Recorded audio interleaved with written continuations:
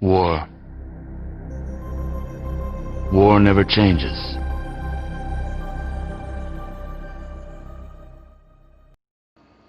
Welcome to War Never Changes, your weekly video game podcast.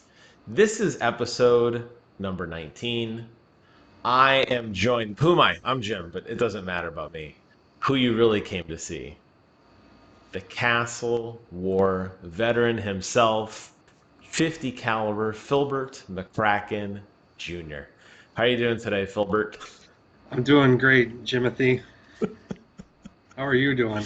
I love I put these notes together. This one was a little delayed. I mean, typically, like I send that out in advance. Sometimes I don't even send out notes. And I put together everything I want to talk about.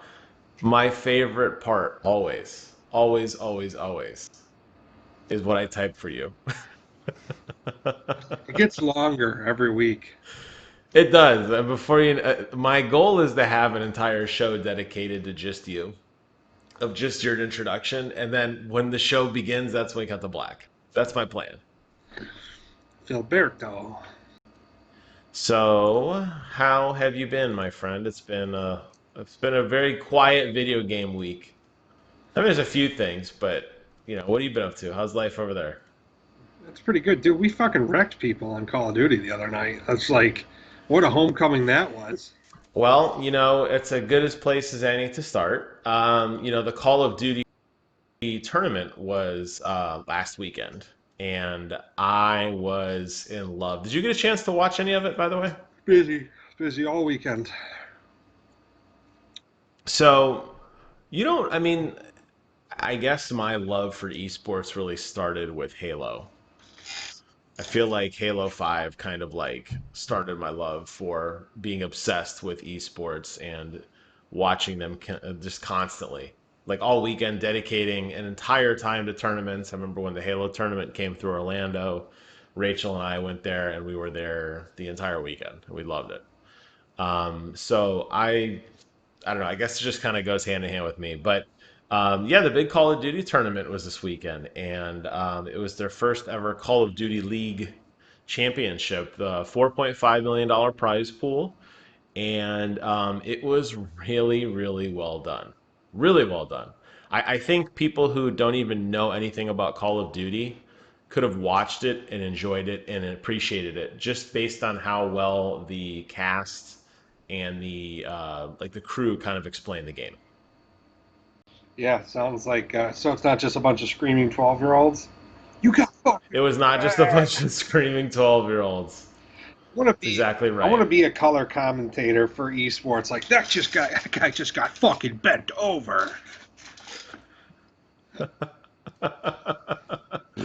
Well, they have usually teams of two or three talking about it, and you do kind of have that chemistry between different casters call the things differently. The thing I wanted to highlight with it, not really highlight so much, there isn't a whole ton to talk about, is it was one of the most well produced things I've ever seen, and it blows my mind that um, somebody can produce something so well. Like you would have not have known this was an online only tournament. The way they had the different transitions, the way they had all the people mic'd up. During the tournament, you could actually log into this website and you could directly jump to any person's camera feed directly. So everybody was sent a microphone and a camera, so they had a camera sitting in front of them. So even though you're watching like the broadcast feed, you could go to any of the 10 players currently participating and zoom in and see what they're up to. Check in on their acne. Yeah. You could listen in on their comms. It had an overlay of kind of showing you where everything was and what they were up to. It was just really well done. I was blown away, and it's funny because I think back to like at the beginning of coronavirus when Microsoft put out that really bad CGI filled trailer fest, and it was all of them like talking from like their home computers. The microphones, the audio was all bad, the sound quality was bad. I'm like, this is how far we've come. Like, this is good. So, I hope, obviously, I hope the tournament's in person next year. But That was one of the most polished things. Like I would say that would rival something you would see on like TV, like an NFL game or an NBA game, like without a doubt. That was really good. The only thing that Jim has ever seen that's more polished than that production is his own mushroom cap. Wow. Be so proud of yourself. I knew you were thinking of something stupid because you're grinning, and I'm like, what I'm saying isn't that funny. But you Weisenheimer, You used to laugh um, at my jokes, but I guess you're just I a laugh. sleepy little bitch tonight. Oh, whatever. I'm sure I'm yawning every 10 seconds. I see you over there. Um, the other thing I wanted to bring up, since we're talking about first-person shooters, was Castle Wars, which you never have played before. So tell everybody what the hell is Castle Wars and why do you like it so much? Castle Wars is fucking fun because, well, Castle Wars with you is fun. I don't know that I don't. Well, I can tell you I wouldn't play it without you because I had the opportunity to every night that it was going on, and I didn't.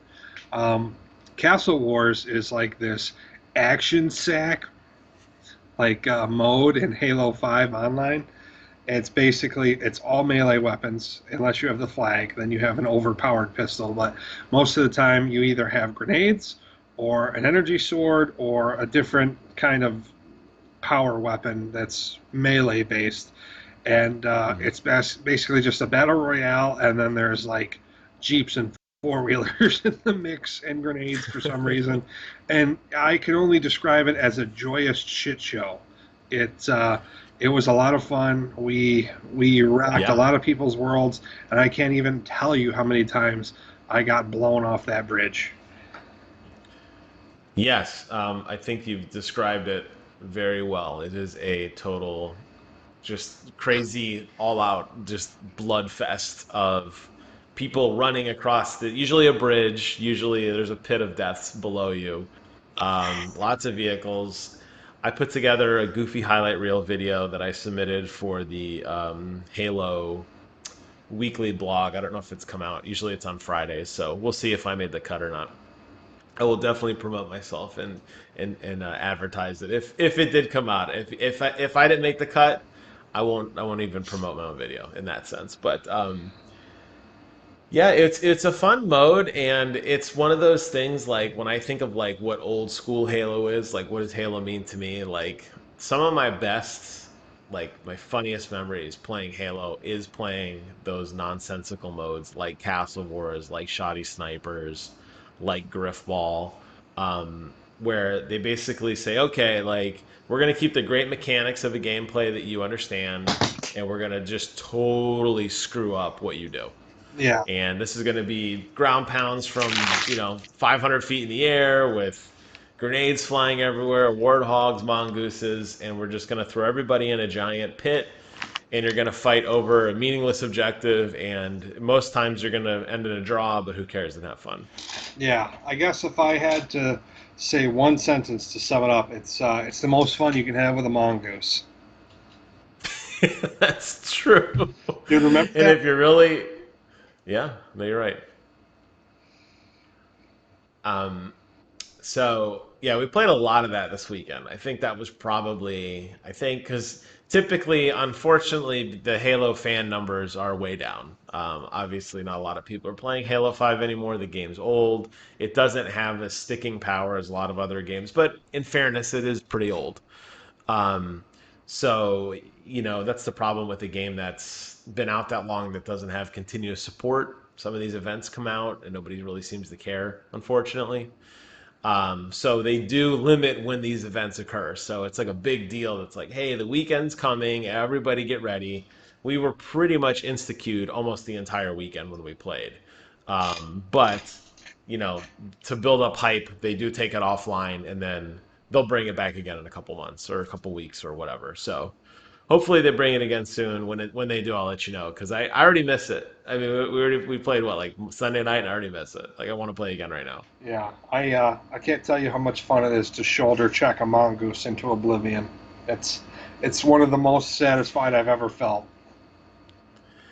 If it isn't that, it's you thinking you're shoulder checking a mongoose into oblivion and then going into oblivion because you totally whiffed on your hits, or it's being hit by a plasma grenade that you didn't even see from like 1,000 feet away, and knowing that you're going to die in like 3 seconds. There's nothing you can do about it. Just launch yourself near someone else, man.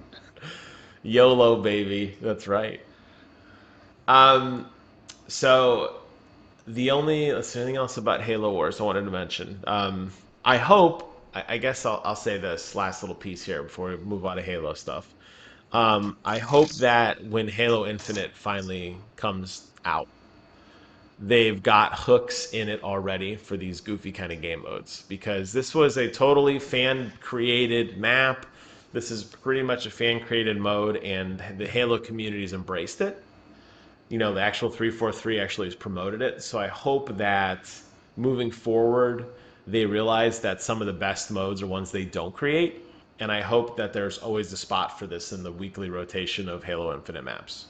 That'd be my hope. Yeah, that game you guys worked on for 6 years that you gave us, shit, we'll fix it for you. Here you go. Well, it does keep people coming back. I mean, I haven't played Halo in a long time, and I jumped into it and I got addicted. And I was in hard. Okay, moving on. Another big piece of news this week that I at least as a PC dork, obviously it's something I'm very excited about. And I think maybe even if you're not a PC dork, you may find it interesting, because this is going to push the narrative so far ahead going forward for the next update of consoles. Like, we already know the Xbox and the PlayStation hardware is done, but NVIDIA announcing their 3000 series the other day. Just the raw processing power that this thing has, light years ahead of anything that you have seen on Xbox or on PlayStation. Um, and the one thing that they stressed, which is very interesting to me, this is from NVIDIA themselves, who make this graphics card, is they talk about choice. They say PC gaming is a choice, and consoles are forcing you into a resolution debate. So, my question for you, first of all, is, does this make you more excited, less excited, or absolutely no different in potentially buying a gaming computer after seeing how powerful this thing is? I don't care. If I ever build one, I'll get one. But until then, I don't care. And to be honest with you, that's the first one I'll have ever known or seen, so I won't know the difference. The only thing I'll have to compare Gotcha. it to is my last generation Xbox. Gotcha. Yeah, see, that's what I wonder when I see a lot of these. Those the reason I ask this question is, for the PC gamers and the big PC elitist in me, it's a big deal. But in explaining it to people who aren't familiar with PC nomenclature or familiar with PC graphics at all, a lot of people are like, I don't get it. Um, And well, where it pushes the narrative really, and I think where it really starts to matter a lot, is when you look at what the what's out now. What's coming out now is like the 2 series. That's what I have. I have a 2080. The Xbox and the PlayStation are modified versions of like a low tier 2080. So not to say that the graphics are obsolete when they come out. Dedicated consoles have a lot, very, yeah, exactly. There's some console games that look phenomenal. But especially with dedicated hardware, you can really do a lot. This is obviously not just for PC gamers. This is also for content creators. This is for rendering videos. There's a lot of different applications for the 3 series. But the one thing that I was really surprised that they focused on is where they've talked a lot about, and this has kind of been true, that you're hearing a lot of discussion of like 8K gaming already, which is stupid. But it seems like hitting that 4K mark is ultra important in console gaming, and in PC gaming. Most people, that's what they meant about choice. Do you care if a game looks better, or do you care if a game has a better frame rate, or do you just leave it up to the creator of the game and you're just going to enjoy it equally either way? Do you have a preference? well, I don't want something to be shitty. I want them to deliver me a quality product. But as far as a choice between looking good or a good frame rate, um, I play on. I have an Xbox One X with a decent HDMI cord hooked up to a 240 hertz TV, and most of the games that I play look decent. So Hmm. I truly don't know, guys. I don't know what real good graphics look like, because I've never played on a PC, but what, to me, Halo 5 looked good. And I don't know if it looks good to you. Because I can't see it through your eyes because you have more experience than me. Am I answering the question correctly? There's no right or wrong answer. It's just preference. I think that was kind of the point NVIDIA was trying to make, was that, they want you to buy their stuff. They're going to get a cut of your money, whether you buy a PlayStation, whether you buy an Xbox, whether you buy a graphics card. But I think what they want you to buy, in my opinion, and I could be totally wrong, at least the sales pitch was, buy this new series graphics card. It's powerful enough to pick whatever you want. So if you are more concerned with pretty textures, if you're more concerned with draw distance, something that I criticized greatly on Halo Infinite was the amount of pop-in that they had. So things just appearing out of thin air in the horizon. This 3 series graphics card will definitely be able to support that. If you're in the opposite end of the spectrum and all you care about is blazing fast refresh rate, and you want to hit 200, 300 frames a second, although most monitors can't even come close to supporting that, this graphics card will do that too. And I think it was a big statement about just, the power of PC gaming. And, not to say that PC gamers don't exist. They're the largest silent majority of any of this. There's way more PC gamers than there are of Xbox and PlayStation and Nintendo gamers combined. But you typically don't hear about the PC wars the way you do hear about the console wars. And I think NVIDIA was trying to make a statement about that, if I had to guess. Yeah, but you also have to remember this video card is $1,600. For $1,600, Oh, yeah. I can go get the new Xbox, the new PlayStation, a halfway decent TV, and an HDMI cord, and rent the house for a month to play them in. Well, if you remember, a couple, I don't remember what episode we did, but we did a breakdown where we were each given a task to go, and I couldn't build a computer for what you could buy a top-end Xbox with headset and a nice TV were. So it's definitely not a cheap point of entry. I think it's just something that once you buy into it, it lends itself easy to upgrade. So the computer that all my friends helped me build a couple of years ago, all I have to do is undo 2 screws, pull my old 2080 card out, and I could put this new card in, and I'm off to the races. And everything else works. Is where, like, when you get these upgraded consoles, it's a brand new thing. Your Xbox One X has nothing to do with your Xbox One S or your original Xbox One. It's a brand new purchase. You're buying it from scratch. Yeah, and that does add some versatility to it. And it's not like you can continue to build on your Xbox One X and replace its card or upgrade anything. It's a sealed unit, and if you open it, you're fucked with the warranty. So I don't know. I'm afraid, with Xbox, if you open it up, I don't know. I don't know. There'll be something disappointing in there. That's all I expect from Xbox is disappointment anyway. So. Well, I had an Xbox 360. I had 3 Xbox 360s, 2 of which suffered from the notorious red ring of death. And I opened them up myself trying to fix them, and they have this plastic, like special kind of plastic tape on them. Yeah. That as soon as you open the case, it's like, if you break this tape, we know. And there was no way to get around it. So that was the point of no return.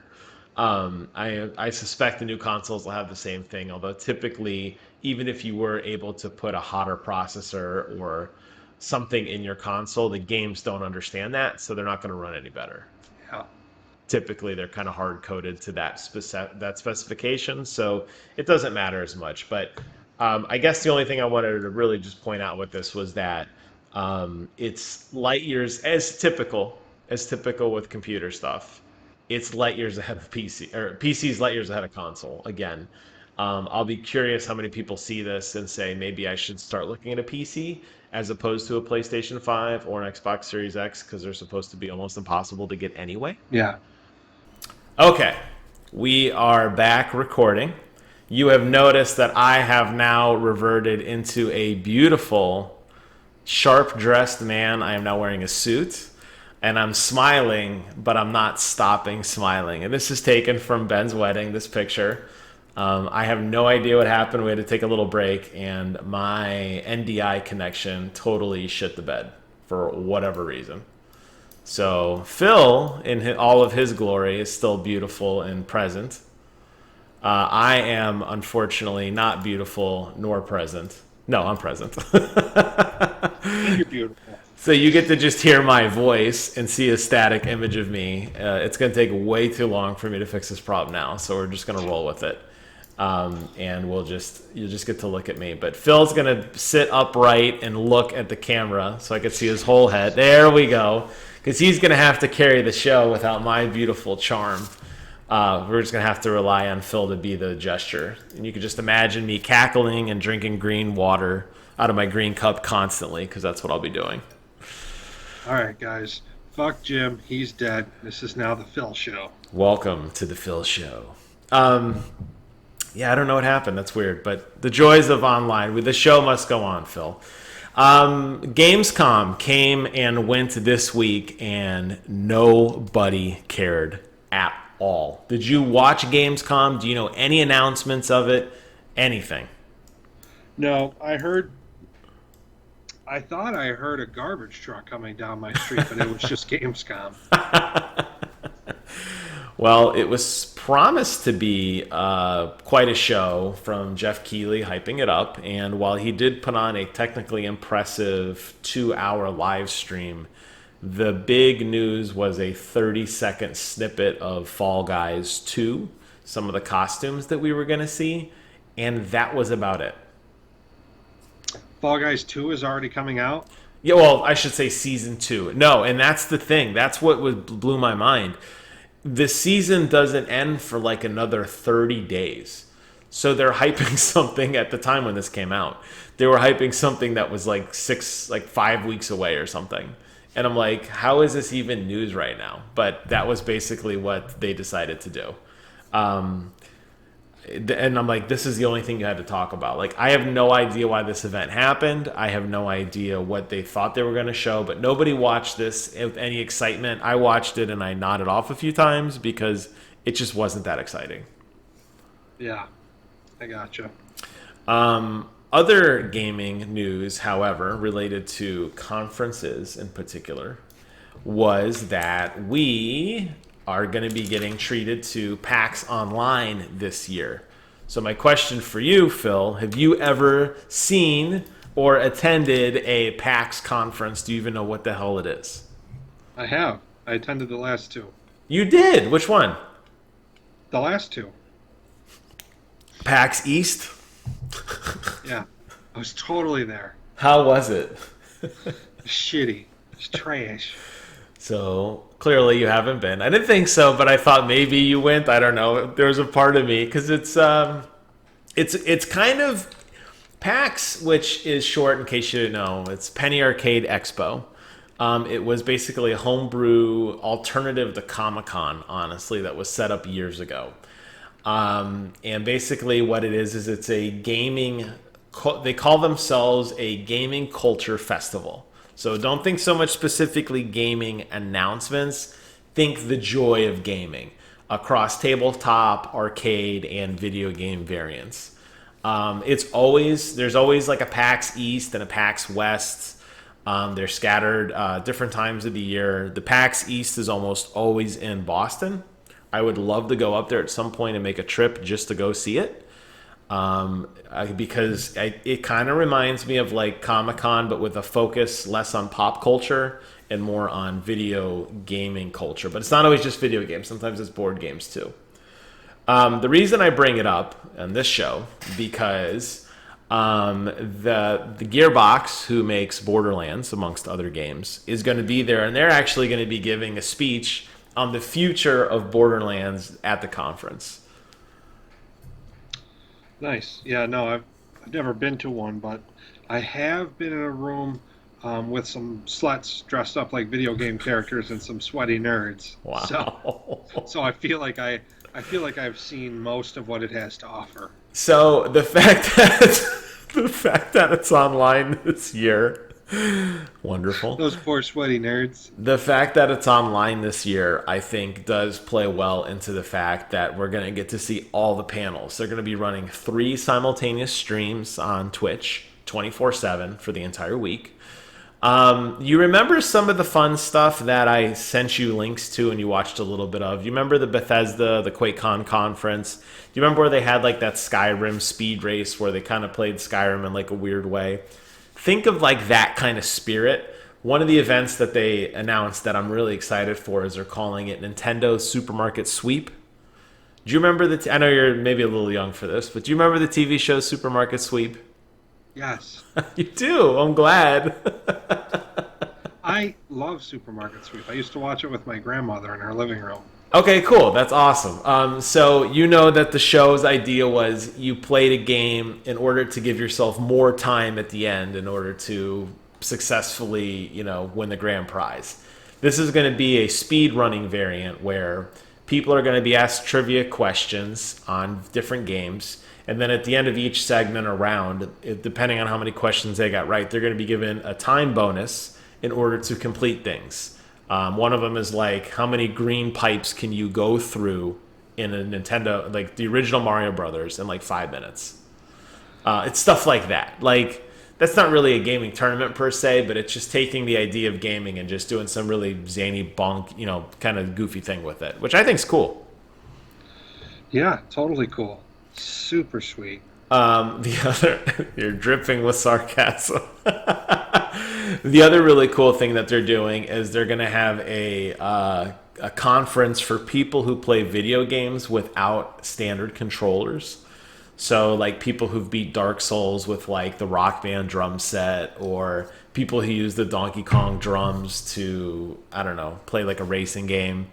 And it's going to be a show dedicated to finding creative ways to play video games with like custom controllers, which I think sounds hysterical.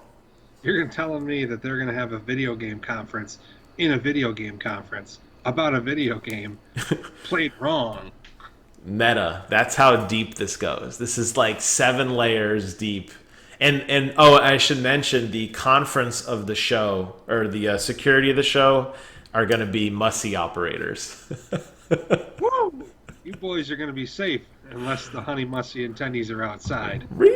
It's gonna be a good time. So I'm excited for that. There's still a couple more gaming shows coming up. We're going to talk about one in a second. But we are definitely winding down on the summer of gaming news, and it's been a pretty long summer. I think we'll probably be able to do a dedicated show just on my sheer disappointment and my plea of why E3 matters. But I'm holding out judgment until it's all said and done. I mean, PlayStation's conference was good, but it definitely isn't, I don't think, enough to make up for all the other crap we went through. E3 matters, bro. I think so. The last piece of news I had this week was about Ubisoft Forward Part 2. The second part. Yeah, that's right. They have announced the date. It is September 10th, which is just a time away from us recording. The question for you, there's a few things that they have already said they are going to announce. The biggest one probably is that the game Gods and Monsters, which is the blatant Legend of Zelda Breath of the Wild clone, will be getting a new name. It is now known as Immortals Phoenix Rising. So Nintendo has this. It's called a pen. Yes? Okay. And Ubisoft has this, which is called a peen. Definitely not the same thing. They're different. All right? They have different names. Therefore, they're different. Pen, peen. They do sort of the same thing. Yes? But they're not the same thing. Oh, I totally understand now. That I was curious about that. Yeah, I had suspected there was some issues with like potential lawsuits floating around. But I'm glad they figured out a way to get by that by showing off their peen. Yeah, so I'm not a big fan of the name Phoenix Rising, and it's spelled Fenyx. Not Phoenix like the bird that rises from the ashes or the city. And it's just bizarre. So they said they will be showing off this game a little bit more detail, but they haven't really announced anything else. Man, I can't wait for Breath of the Wild 2 to come along and eat this fucking thing for lunch. Well, the way Nintendo's been going, I mean, we talked about it last week on the show, maybe making some waves with a potential Nintendo Direct, maybe making waves with this, coveted Super Mario 3D All-Stars, which has been rumored now for months. But really, Nintendo's been eerily absent. So Ubisoft really is going to own this week. They will be showing off some Call. No, this isn't related to Ubisoft. There will be some Call of Duty multiplayer that they're going to be showing off probably in the next week or two. But I think all eyes are going to be on Ubisoft for this particular couple days. So, is there anything you need to see? Are you good with what you saw in the first iteration? Were you disappointed? Were you happy? What's your thought process going into this? Do you even care? I don't care about this Phoenix. I'm going to call it Phoenix just to be an asshole. Fenny. Fenny. Fenny Rising. That's right. I don't give a shit about that game one way or the other. I hope Nintendo sues the shit out of them and wins. It's such a weird departure for Ubisoft because they have so many good fucking games, and it's normally like good guy Ubi doing the right thing. But no, we're just gonna rip off one of the most beloved franchises of all time and hope nobody in gaming notices. I guess. That's what right. I'm really interested in, and what I really want to see is, I wonder what that Call of Duty gameplay will be like. Do you think it'll be like guys running around shooting each other? Oh, you're talking about the call. I was like, what does this have to do with Ubisoft? What do I think Call of Duty? Yeah, it's going to be multiplayer. They're probably going to show off your different operators. They'll probably show off a few weapon loadouts. Do you think they'll have MUSSY operators? There will probably be large. Well, okay, you may remember this. I know you've been primarily an Xbox guy, but I know you've played Uncharted, right? Or have you not? My goodness. Okay, so this may not be as funny to you or as shocking to you, but Nathan Drake is the main character of Uncharted. He's like an Indiana Jones type. Yeah. And they always would add this multiplayer mode where it was like 4-on-4 where you could play and run around and shoot each other in the Uncharted universe. And they always, as an Easter egg, would add in a fat Nathan Drake. And he was like way over, like his hitbox was like 3 times the size of everyone else. He had a big fat face. He ran slower. And it was just a joke that only the best players could 1, unlock him, and then 2, play as fat Nathan Drake. I don't remember if they had a funny name for him, Nathan Chunk or something. I don't remember if they were making a joke on fat person type whatever, but typically, you don't get a lot of big boy representation in video games for a lot of different reasons. But I would love if they could make a Call of Duty game with a MUSSY operator or with a big boy, knowing full well that you're going to probably get shot at more. But just being a large dude, playing as a large dude, I think would be pretty badass. I would love it if Call of Duty Cold War came out with a Get the Fatty mode in online, where it's just one fat guy running around versus 15 other guys. So they had this Nintendo Switch game where it didn't do well. A lot of weird Switch Nintendo indie game, where as you killed enemies, you absorbed their bodies and you got larger. So clearly, when you're playing, it was a built-in balance thing. So the fat guy was the one who had killed everybody, and of course, if you died a lot, you were really tiny, so you were very nimble and you could get back into the game quickly. That was the closest I've seen to a quote-unquote kill the fatty mode, as you mentioned, or get the fatty, whatever you just said. So. I think it'd be great. I mean, why not have some fun with it? But, I still think fondly of, and since I have to do some editing this week, anyway, since we had to take a couple snippets, I will find and put in the MUSSY operator picture that you sent me. Because it's so funny. Of just this large dude in tactical SWAT gear. Like, there's just something funny. Like, I wish Call of Duty could be a little more, like, tongue-in-cheek about their multiplayer experience and, like, just have some fun with it. I'm sure people would get offended, but I don't speak for all fat people, but I would not be offended if they put in a... I do speak for all fat people. No one shove that cheeseburger down your throat. Just shut up and laugh. Just shut up and laugh. That's right. What the fuck are you drinking? This is my water. Oh, you can't see. Oh, here. This. No one can see. It's just a static picture of me smiling. But yeah, it's just a glass of water. Or a cup of water. Nice. Or a vodka. Or both. Yeah, so I mean, I guess kind of answering both questions then, for me at least. In terms of Ubisoft, I don't know what else they could say or show at this point that would make me care. I think that we've kind of know, you said, like, on episode number 2, I think you nailed it. They're just going to shit out another game and we're going to buy it. I don't really know what we need to see. I heard people say that there's a good chance Prince of Persia's been rebooted. I still hear the rumor about Splinter Cell being rebooted or coming back. I don't believe it. I think, if anything, if Ubisoft had anything to show, they would have showed it during the first go-round. They would not have saved it for now. So I think the best stuff is behind us, unfortunately. If they remade Splinter Cell or came out with a new Splinter Cell, I would definitely buy the collector's edition immediately. Hell yeah. Well, wait, do you remember the one collector edition that had the drone airplane? It was like a remote controlled airplane you could fly, like actually flew in the air. For Call of Duty? No, for Splinter Cell.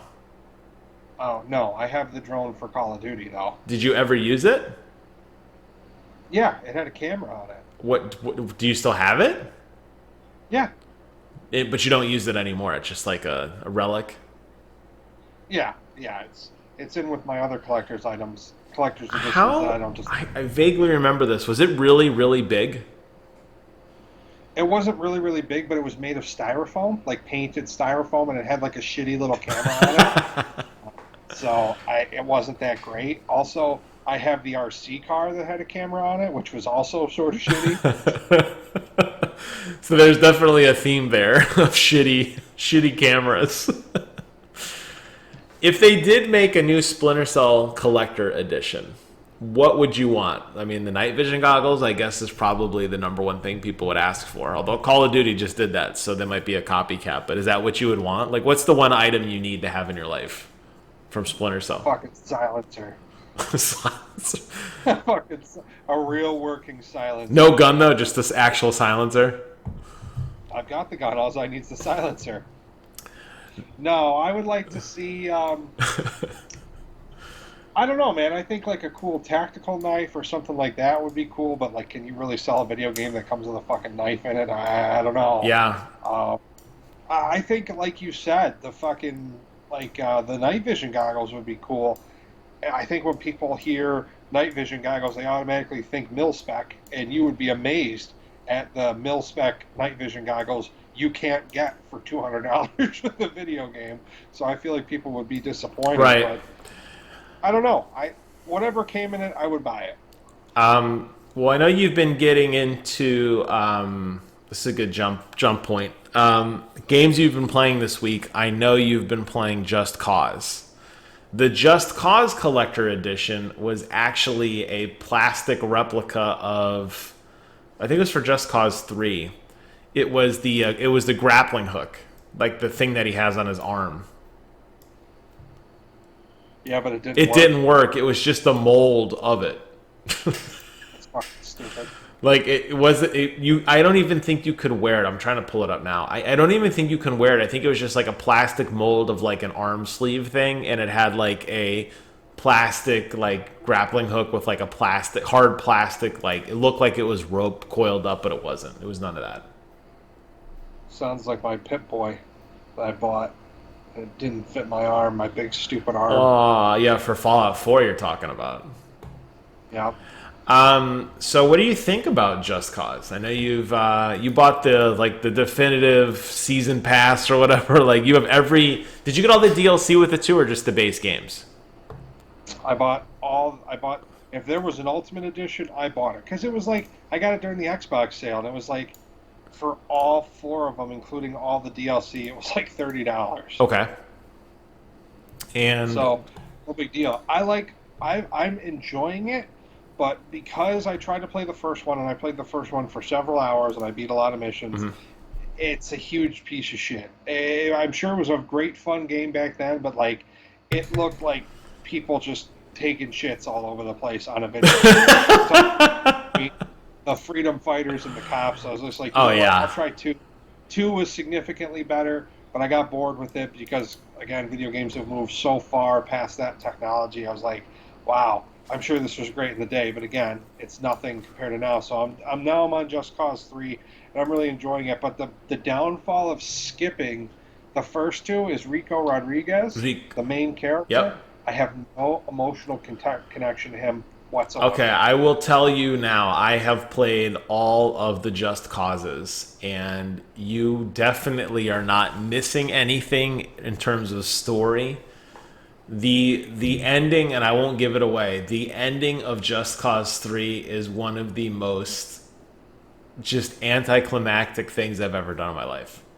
I remember just thinking as I was playing it, like, are you kidding me? Like, are you kidding me? I remember, like, saying it out loud because the game ran like garbage on the console, first of all. And, you're trying to take down this big, like, evil dictator by systematically destroying all these zones and everything. And I don't know, man. It's a weird franchise because I see a lot of highlight reels of people playing the game of like, look at this cool thing that I did. I had like, I had some kind of crazy upgrade, or like I tethered this rocket to like a goat's ass and I shot him in outer space and he exploded and it was hysterical. But like moment to moment, that game runs really well, but I feel like there's no driving narrative and it does burn itself out quickly. I thought so, at least, when I played it. Yeah, like I said, I don't know anything about this character. There's no substance to the story. Nope. It's like 30-second, it's not even 30-second, 15-second like clips of him talking to some weird NPC, like, here, go here and do this, and blah, blah, blah. And yeah, like, the grappling hook's a lot of fun, but unless you wanted to play a game that's really, like, specifically about playing with a grappling hook in a tropical paradise, this game's probably not for you. I think what this game is missing more than anything is co-op. Okay. I think if this game had co-op, it would be infinitely more fun. Infinitely more fun. I would love to tether you to a rocket or a boat. No, I would love to tether you to a boat and watch it just drag you across the water. Yeah, see, hopping, jumping. Because for me, when I was playing the game, none of the actual missions were entertaining to me. None of the actual objectives I thought were fun. I didn't think anything coming out of it was like, this is really like, what a fun, crazy mission, like GTA kind of just goofy, makes you laugh. I never felt that. To me, I made my own fun, and it was like, you could go into a base and just kill people, which you're going to do a lot of. But it was more fun to, like, find ways to screw with the NPCs, and usually, like, that's where I spent all my time. Like, how can I, like, what's the most creative way I can murder this person? Like, how many different explosions, how many barrels could I put together, like a Rube Goldberg style, or, like, how can I, like, steal a helicopter and tether a guy to it, tether it to a car, and just do something stupid? And I feel like if you had another human being in that sandbox with you, it would be so much more fun because you could probably pull off some really stupid stunts. I would love to tether you to a helicopter and then tether a car to you so you just got ripped in half. That'd be awesome. Well, yeah, because, like, the rope... So you're going to have to remind me because on computer there's been a lot of... Not like a mutilating mod or whatever, but, like... Is the grappling hook in Just Cause 3, is it, like, unbreakable? No. So the tether line will break. It actually breaks pretty easily. Okay, so I don't know, maybe, and this may have been added in 4, and this was something I remember telling you when I was walking you through at least my experience with the series. The developers always stole from the modders in that game. So, like, people came up with cool mods, and then they're like, oh, yeah, we'll do that. So, like, Just Cause 4... Yeah, exactly. So, Just Cause 4 might have this. But the version I played, the grappling hook was unbreakable. So Like while you were using it to fly place to place, or after you had put a tether? after 'Cause the you tether had can break. after you had tethered two things together, they never disconnected and it never broke. No, that's not the way it is. At least not on Xbox One X, because Okay. I tried to rip down a statue of the dictator, and the thing I tethered it to was too strong, and the statue was too heavy, and the thing broke. So yeah, this did create a lot of very bizarre physics, which makes me think that it was a mod. But yeah, you could tether like an airplane to like a light pole, and as the airplane would try to take off, it would just spin around like infinitely like brokenly fast, like woo, woo, and it would never break. And you could do multiple tethers. You could tether like 30 things down at once. So you could have like a spider web of tethers, and then like I don't know. It just that's what it was fun though. That was what was fun to do. Is that once you did that and you kind of got your fill, it was like okay, well, good luck. You know, like I don't know. It didn't really grab me, but I'm glad you're enjoying it. I'll be curious to check in with you in like a couple weeks or whatever to see if you've actually stuck through any of the 4 games, or if you dabbled. Like you might be on the edge of like I think I'm gonna see what 4 is about now, and then you're probably gonna get like to where I did, and you're like, okay, I'm good. Yeah, for $30, I don't really care. I can say that I played them. Yeah. I checked them out. I got my experience with them, and You were there. I'll know that I probably won't want Just Cause 5. If it's multiplayer, I would totally be interested in it. And I just think that could add a lot of hijinks. I think that's what that franchise needs. The world did not ask for, honestly, really Just Cause 2. The world didn't ask for that. So the fact that they went ahead and added a 3rd and a 4th iteration, it's like, yeah, it's probably time to let this series go. Yeah. I think that's all I had for this week. Cool. She's calling me for dinner anyway. Well, good. So you can send us out, sir. Let me. You know what? You have the floor. For me, everyone, thank you guys. Sorry for the weird statics, creepy, smiley Jim, but I can confirm the audio levels are rock solid. So we will. I will say goodbye, and I'll let Phil, who has been spending all week thinking about a phenomenal ending, send us out. So, sir, I hand the floor over to you, and bye for me. I didn't spend any time at all thinking about it. But much like my send-offs never get any better, war never changes either. Have a good night, everyone.